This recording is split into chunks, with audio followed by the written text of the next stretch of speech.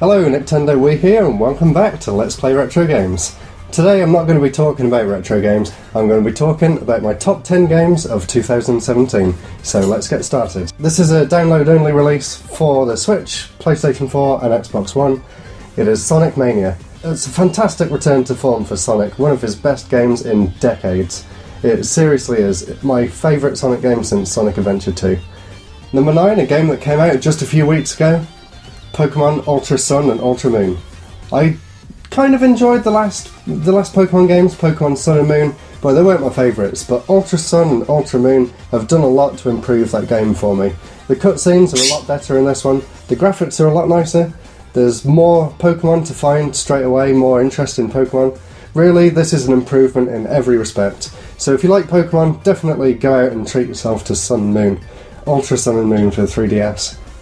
Number 8, another 3DS game, one that I was so happy that even exists. Everyone's been waiting for this game. Here it is, Metroid Samus Returns. Metroid 2 on the Game Boy may not be most people's favourite Metroid game, but they did an amazing job recreating it for the 3DS. Just like classic Metroid, just what everyone was hoping for. So, everyone who's been waiting over 10 years now, here's your answer, go and buy it, Metroid Samus Returns. Number 7, the first non-Nintendo game on this list, and not the last. This is a game that I was fairly excited about because I did really enjoy the original trilogy on the PS1. If you haven't guessed already, this is Crash Bandicoot, the Insane Trilogy. I've played through Crash Bandicoot 1 and 2 on here, I haven't got round to finishing the third game yet, but what a great game it is. I love the original Crash Bandicoot. They did an amazing job remaking it for the PS4. The graphics are outstanding in this. Unfortunately, it only runs at 30 frames a second, but it shouldn't stop you from enjoying it. It's a brilliant game.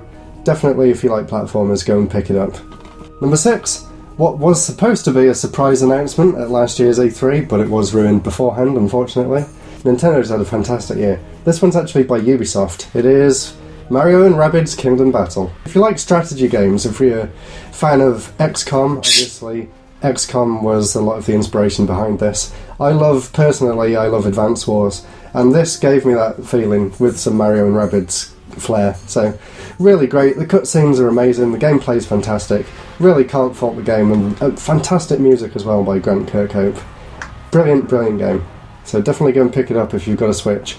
A sequel to one of my favourite games on the Wii U, Splatoon 2. I haven't played this as much as I'd like to have played it, thanks to our internet being down when the game came out, so I haven't had that much chance to play it online, but the single player is fantastic. The multiplayer of what I did get to play is just as good. I love the new Salmon Run mode, it's definitely the most fun part of this game. Fighting all the bosses, it just gets so crazy and so extreme.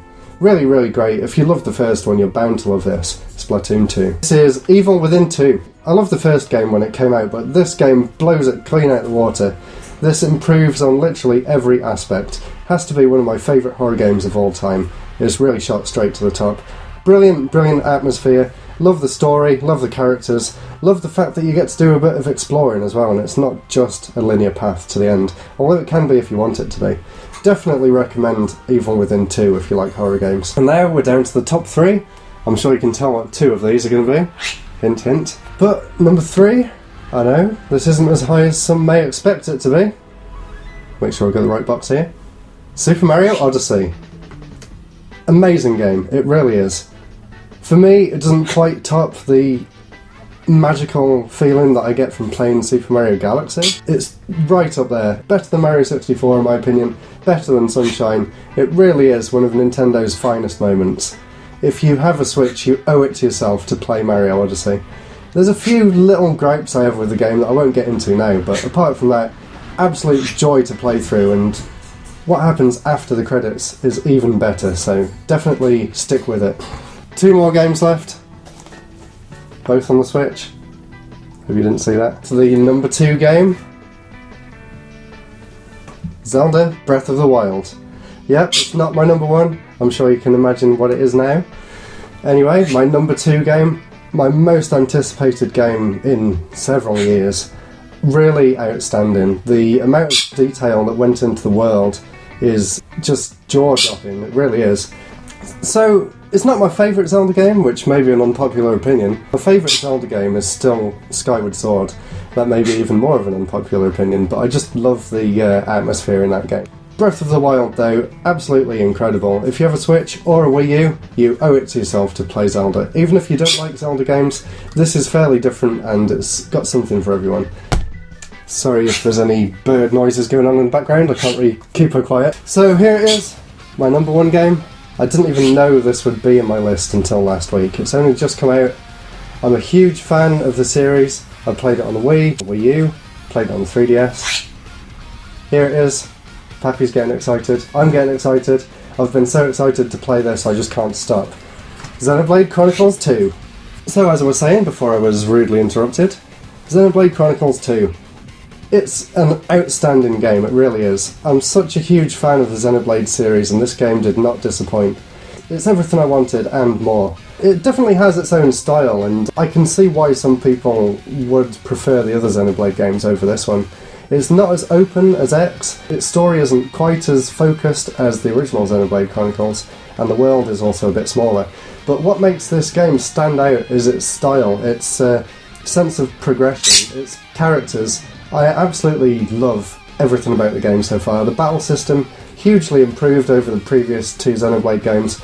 I love the fact that you can use it.